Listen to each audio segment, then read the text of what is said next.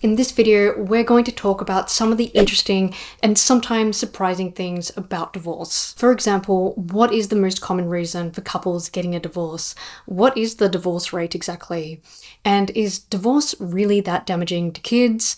Keep watching to find out. Now, my next video will be on 10 interesting and useful to know things about anxiety. So if you don't want to miss out, be sure to subscribe. Also, quick disclaimer, this video is not to be taken as me giving out marital advice. Number 1, divorce can be predicted with surprising accuracy. Psychologist Dr. John Gottman conducted a study of couples in which he was able to predict which ones would eventually divorce with 94% accuracy. This led to Gottman listing 6 things that seem to predict divorce, such as an unhealthy start to the relationship, or couples who just aren't very good at de-escalating conflict. What was the number 1 predictor? Contempt. Think of things like mocking, eye-rolling, sneering, sarcasm, basically things that try to make the other person feel worthless. According to Gottman, the reason why contempt is so destructive in a relationship is because it means the couple cannot think of anything positive at all about the other person. Number 2, conflict, not divorce itself, is what harms kids. This study looked at a lot of studies to investigate whether those children of divorced parents really do seem to be worse off compared to kids of intact families. Interestingly, the researchers did find that children of divorced parents did have lower scores of well-being, but these effects or differences were only very small. But nonetheless, why is it anyway that there is a difference in well-being? Is it because of the dad not being around as much anymore, financial hardships, or perhaps parental conflict? The researchers found that of these 3 different theories, it was parental conflict that was the most supported by their findings. And the researchers noted that it's not just about conflict happening after the divorce or during the divorce, it's also about all those times that the parents are arguing with each other before the divorce even happens, especially if the parents are constantly arguing in front of the kids. This leads me to number 3.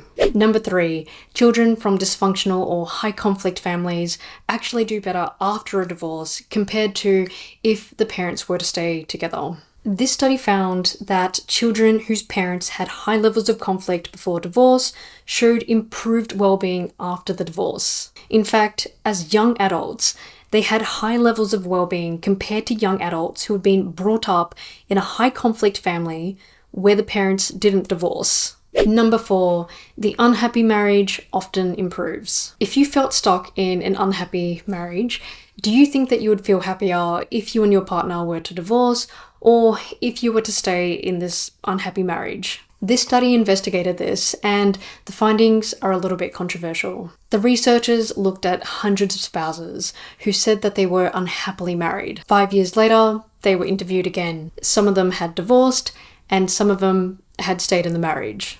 They found that 2 out of 3 unhappily married adults who avoided divorce or separation ended up happily married 5 years later. Now, this doesn't technically prove that for those couples who did get a divorce, that they would have been happier if they had stayed in the relationship. To be clear, the researchers acknowledge that sometimes a marriage is so destructive that the best outcome is a divorce or a separation. So, are you better off divorcing or staying in your marriage? I guess the answer is it really depends on how destructive your current relationship is.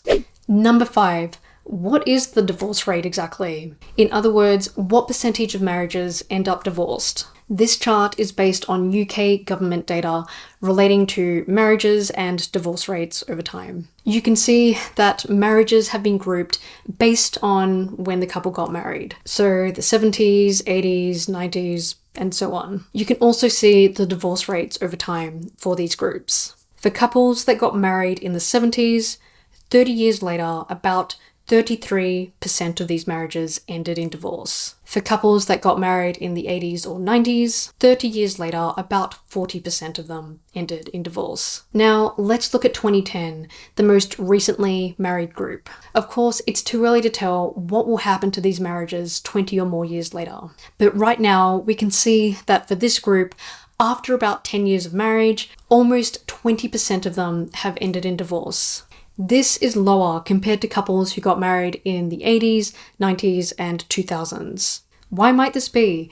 There are different theories. First of all, couples are getting married at older ages now, which means having more maturity when deciding if your partner really is the right partner for you. Also, over time, there have been more and more people who don't feel like they have to get married. And so if these people were to get married, then it's because they are genuinely committed to the relationship.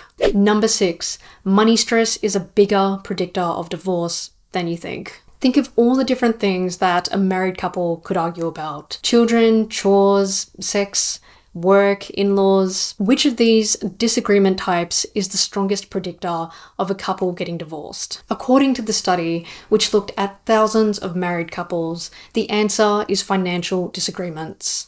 And this was after controlling for income, debt, and net worth. So in theory, if you have a rich couple disagreeing about money, this can still be a predictor of them getting a divorce. Why might this be? It could be because money is linked to fairness and power. For example, who contributes what financially?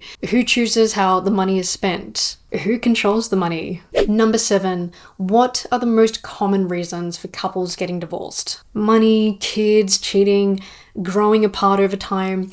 There are so many different reasons why a couple might end up divorced. So what are the most common reasons? This was published by the Institute for Family Studies, in which the author looked at different research studies that have investigated this. Interestingly, we can see that infidelity or cheating seems to be a commonly listed reason. Same with lack of commitment, incompatibility, and too much conflict or arguing over time. But keeping in mind that if you're divorced, answering this question might not be so straightforward. For example, if you and your ex-partner were arguing all the time and then you discovered that he was actually having an affair, what would you say was the main reason for the divorce? In this case, it might be hard for you to tick just that one box, considering you could say too much conflict, incompatibility, a lack of commitment from his behalf, and obviously infidelity. Number 8, who's more likely to initiate the divorce? In heterosexual marriages, it's the wife. In fact, the wife is far more likely to initiate the divorce. This is a longitudinal or long-term study of relationships in the US. This study found that women accounted for 69% of the breakups. So why are women more likely to initiate the divorce? Women often report more emotional labor, childcare, and housework, even in dual income households. There is also that men may be more likely to tolerate an unhappy marriage, especially if they fear that a divorce would mean seeing their children a lot less. Number 9, are children of divorce more likely to get a divorce when they're older? The short answer is yes. According to the study, if the parents get divorced, then the odds of the children getting divorced when they're older is almost doubled.